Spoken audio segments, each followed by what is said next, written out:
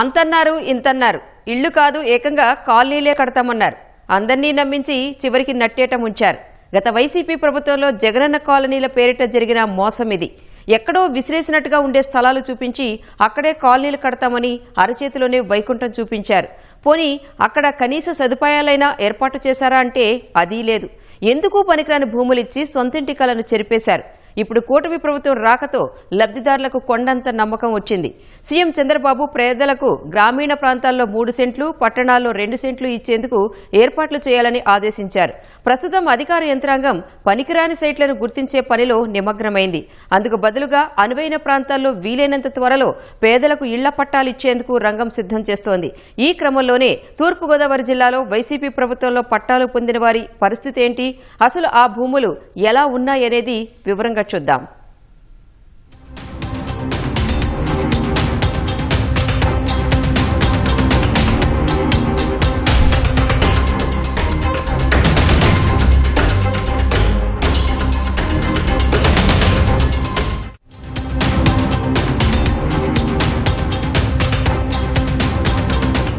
పిచ్చి మొక్కలు, ముళ్లకంపలు, పొదలు, దారి తెన్నూ లేదు.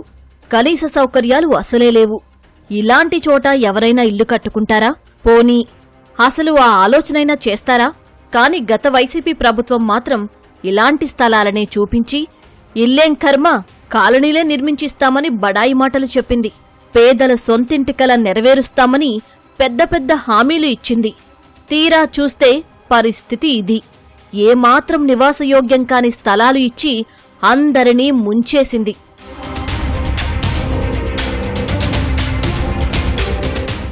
భూముల సేకరణలో అవినీతికి పాల్పడింది గత ప్రభుత్వం. మార్కెట్ ధరలను అధికంగా చూపించి 3 రెట్లు పెంచి సొమ్ము కాజేసింది. ఇటీవల వెలుగు చూసిన విజిలెన్స్ నివేదిక కూడా వైసీపీ నేతల అక్రమాలను బయటపెట్టింది. ఉమ్మడి తూర్పుగోదావరి జిల్లాలో నవరత్నాలు పేదలందరికీ ఇళ్లు పథకంలో భాగంగా 7,344.63 ఎకరాల భూమిని అప్పటి వైసీపీ ప్రభుత్వం సేకరించింది. తూర్పుగోదావరి జిల్లాలో రాజమహేంద్రవరం, కోరుకొండ, దేవరకొండ, గోపాలపురం, రాజానగరం, అనపర్తి, కానవరం తదితర గ్రామాల్లో లేఅవుట్లలో దోపిడీ యథేచ్ఛగా జరిగినట్లు ప్రభుత్వానికి నివేదించింది విజిలెన్స్.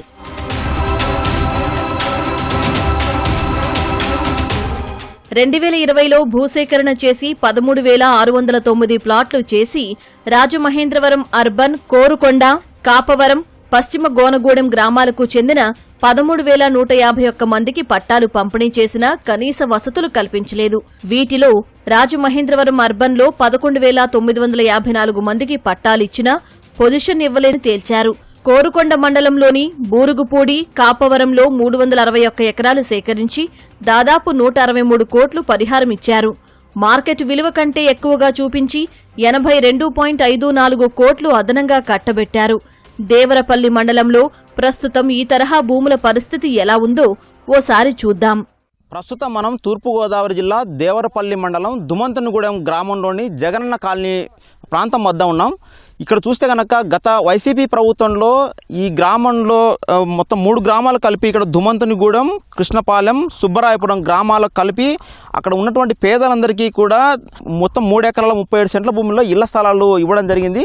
ప్రస్తుతం జగనన్న కాలనీ పరిస్థితి మనం చూడవచ్చు. మొత్తం స్థలాలు కేటాయించి వాళ్లకు పట్టాలు కూడా ఇచ్చారు. అయితే ఇక్కడ వచ్చేందుకు గాను పేదలు ఎవరు కూడా మొగ్గు చూపని పరిస్థితి. ఎందుకంటే కనీస రహదారి లేదు. కనీసం ఊరికి దాదాపు 2 కిలోమీటర్ల దూరంలో పొలాలు, అది కూడా పోలవరం కాలువకు ఆనుకొని ఇక్కడ ఇవ్వడం జరిగింది. ఇక్కడికి ఒక వర్షం వచ్చిందంటే చాలు మొత్తం 10 అడుగుల మేర నీరు కూడా చేరుతుంది. కనీస రహదారి లేదు.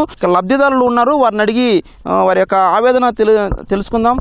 చెప్పండి సార్, ఎట్లా ఉందండి ఈ కాలనీ పరిస్థితి? ఎలా ఉంది? ఎందుకు మీరు ఇల్లు కట్టుకోలేకపోయారు? కట్టుకుంటాకి ఇది ఏమీ లేదండి. అసలు ఇది ఆగు అది వర్షం పడితే 5 అడుగులు ఎత్తు వస్తుందండి వర్షం ఇక్కడికి. మామూలుగా నాకు ఏది వెళ్తాకలేదు, దిగుతాకలేదు, నాతలకు వెళ్తాకలేదండి. ఇది అప్పుడు ఎమ్మెల్యే గారిని అడిగారంటే వాళ్ళు పూడుతాము, కలెక్టర్ దగ్గరికి వెళ్ళారు, ఇవన్నీ చేశారు. ఏమీ లేదండి. ఇక చూసారు, ఇంత ఎత్తున్నది 20 అడుగులు ఎత్తున్నది. ఇది దీంట్లో దారి తెన్ను ఏమీ లేదు. ఇది ఇళ్ల స్థలాలు పనిచేయదండి. అందరూ కూడా వెనక్కి కూడా వెళ్ళిపోయారు. అసలు ఏముందండి, అసలు లేదు కదా. మీరు చూస్తున్నారు కదా, ఇక్కడ ఇల్లు లేవు, ఏమీ లేవు. వాళ్ళు కట్టక్కర్లేదండి. అలా ఇదంతా అడవి. ఇదిగో ఆరు గుర్తి చెరువు అండి పైన. ఆ చెరువు నుంచి రావణపాలెం కానీ దేవరపల్లి కానీ ఇలా వచ్చేదండి వరద. ఇలా శాజంపూడి ఆవుకి వెళ్తుందండి. ఇది ఇది కావాలని చేసిన పని కానీ తప్ప దీంట్లో ఉపకారం లేదండి. చెప్పండి, మీకు ఇళ్ల పట్ట ఎప్పుడు ఇచ్చారు? మీరు ఎందుకు ఇల్లు కట్టుకోలేకపోయారు ఇక్కడ? అయితే మేము ఇచ్చారు కదా అని ఆనందం తీసుకున్నామండి. తీర వచ్చినా కానీ ఈ ఇల్లు కట్టుకుంటే వర్షాకాలం ఇల్లు మొత్తం మునిగిపోతాయి. మేము అసలు వద్దన్నామండి. కలెక్టర్ మాధవీలత గారి దగ్గర కూడా వెళ్ళామండి. మాకు ఎన్ని కాదండి, మాకు రోడ్డు ఫేసింగ్లో మంచి స్థలం ఇచ్చి సహాయం చేయమని ప్రభుత్వాన్ని కోరుకుంటున్నామండి. మొత్తం 85 మందికి ఇచ్చారండి. 85 మందికి ఇచ్చారండి. కట్టుకోపోవడానికి ఇదిగో ఇల్లు గొయ్యండి, కట్టినా ఇల్లు ఆగవు. ఇంత ఎత్తు మెరకపోయాలంటే మేము మా వల్ల అవ్వదండి. మేము ఏంటంటే రెక్కలాడితే కానీ మాకు కష్టపడితే కానీ మాకు ఇది లేదు, రూపాయలు లేదు. కాబట్టి మేమైతే కట్టలేమండి, మా వల్ల కాదు. ఈ స్థలాలు కూడా మాకు వద్దని మేము అప్పుడే నిర్ణయించుకున్నాం. బూరుగుపూడి లేఅవుట్లో 2020 నాటికి మార్కెట్ విలువ ప్రకారం ఎకరాకు 7,20,000 ఉండగా చట్ట ప్రకారం 25 లక్షలు చెల్లించాలి. అయితే 45 లక్షలు ఇచ్చేశారు. ఇక్కడ 195 ఎకరాలకు 39 కోట్లు కట్టబెట్టారు. కాపవరంలో ఎకరాకు 43 లక్షలు చెల్లించి 57.46 ఎకరాలు సేకరించారు. 2,537 మందికి పట్టాలు పంపిణీ చేశారు. చట్ట ప్రకారం ఎకరాకు 30 లక్షలే చెల్లించాల్సి ఉండగా అదనంగా 13 లక్షలు ఇచ్చేయడం వల్ల 7.47 కోట్లు నష్టం వాటిల్లింది. గోకవరం మండలం కృష్ణుడిపాలెంలో 21 లక్షల చొప్పున ఇచ్చి 4.40 ఎకరాలు సేకరించారు. స్థలాలు చూపకుండానే 182 మందికి పట్టాలు ఇచ్చారు. ఎకరాకు 3.12 లక్షల చొప్పున అదనంగా చెల్లించారు. గోకవరంలోనూ ఎకరాకు 17.87 లక్షల చొప్పున 16.20 ఎకరాలు సేకరించి 6,009 మందికి పట్టాలిచ్చారు. అక్కడంతా పొదలు, రాళ్లే కనిపిస్తున్నాయి. అదనంగా మెరక వేసేందుకు కోట్లు ఖర్చు చేసినట్లు చూపి జోబులో వేసుకున్నారు అప్పటి వైసీపీ నేతలు. ప్రస్తుతం మనం తూర్పుగోదావరి జిల్లా దేవరపల్లి మండలం ఎర్నగూడెం గ్రామంలో జగనన్న కాలనీలో ప్రస్తుతం ఉన్నాం. ఇది చూస్తే కనుక గ్రామానికి 3 కిలోమీటర్ల దూరంలో ఇక్కడ గత ప్రభుత్వం ఇళ్ల స్థలాలు ఇచ్చింది. నవరత్నాలు పేదలందరికీ ఇల్లు పథకం కింద ఒక్కొక్కరి సెంటున్నర చొప్పున ఇక్కడ పేదలకు ఇళ్ల స్థలాలు కేటాయించారు. ప్రస్తుతం ఇక్కడ ఉన్నటువంటి ఈ స్థలం యొక్క పరిస్థితి మనం చూస్తున్నాం. చూస్తే కనుక గతంలో చిన్న మొక్కలుగా ఉన్నటువంటి ఈ కంప చెట్లని కూడా ప్రస్తుతం మానుగా తయారయ్యి దాదాపు చిట్టడిని తలపిస్తుంది. దాదాపు 6 ఎకరాల విస్తీర్ణంలో ఇక్కడ R&B స్థలంని తీసుకొని ఇక్కడ ఇళ్ల స్థలాలు కేటాయించారు.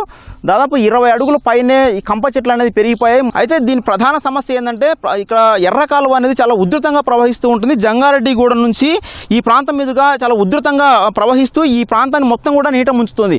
చెప్పండమ్మా, మీకు ఇక్కడ ఇళ్ల స్థలాలు కేటాయించారు, మీరు ఎందుకు ఇల్లు కట్టుకోలేకపోయారు? ఊరికి మా 3 కిలోమీటర్ల దూరంలో ఇచ్చారండి. పైగా దేనికన్నా వెళ్ళాలన్నా ఇబ్బంది పడాలండి. పప్పులకైనా ఉప్పులకైనా దేనికైనా నీటిలో సౌకర్యం అయితే ముందు లేదండి. దానికి తగ్గట్టు డాక్టర్ దగ్గరికి వెళ్ళాలన్నా పిల్లలకి ఏదన్నా వచ్చినా గమ్ముని చూసుకోవడానికి కూడా చాలా ఇబ్బంది అండి.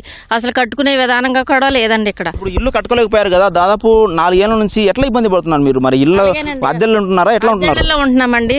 ఇళ్ళకే ఒక్కొక్క ఇంటికి 5,000 6,000 ఇచ్చి పిల్లల్ని కూడా ఇబ్బంది పెట్టుకుంటా చదువులు కూడా చదివించుకోలేకుండా మా పరిస్థితులు చాలా దారుణంగా ఉన్నాయండి. అసలు ఈ ఊరైతే ఇక్కడైతే ఇల్లు కట్టుకుంటాకైతే అసలు పని చేయదండి.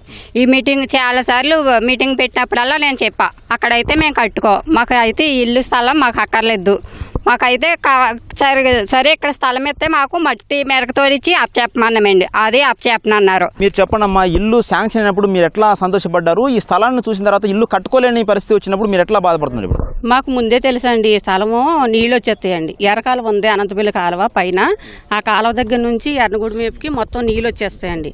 నీళ్ళు వచ్చేస్తే మొత్తం మునిగిపోతుందండి. ఇక్కడ దూరంగా 1 కిలోమీటర్ దూరంలో సింగంతల్లి గుడి ఉందండి. ఎర్నగూడానికి ఏమో 3 కిలోమీటర్ల దూరం. అక్కడ నుంచి ఆటోలు రావాలనుకోండి, ఆటో కట్టించుకుని రావాలి దేనికైనా సరే. ఓటి ఆటో రారండి ఇక్కడికి. మేము చాలా సంతోషించామండి ఇవి ఇచ్చినందుకు. కానీ ఈ సంతోషం ఎంతకాలం నిలవలేదు. మేము అక్కడ కట్టుకోవడం ఇబ్బందిగా ఉంది. మాకు అక్కడ వద్దండి, మాకు ఊరికి దగ్గరలో ఇవ్వండి, ఎక్కడ ఇచ్చినా పర్వాలేదు మేము కట్టుకుంటామండి, మీరు ఈ మేలు మాత్రం అందరికీ చేసి పెట్టిన అందరూ ఏకమ్మడిగా అడిగామండి.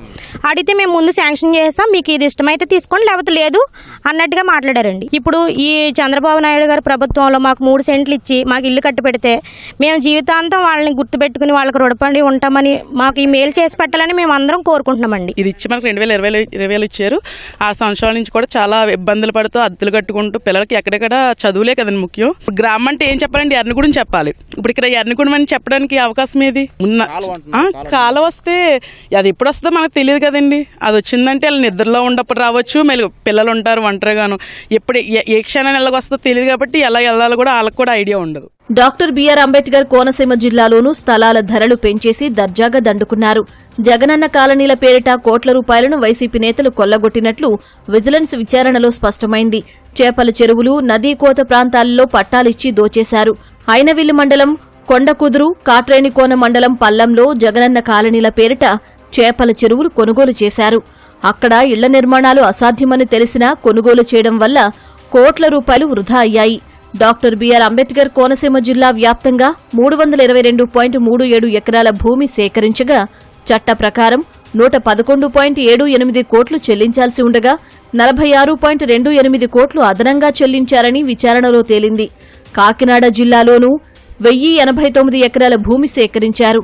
చట్ట ప్రకారం 86.92 కోట్లు చెల్లించాల్సి ఉండగా అదనంగా 63.52 కోట్లు చెల్లించి ఆ సొమ్ము స్వాహా చేశారని విచారణలో స్పష్టంగా బయటపడింది.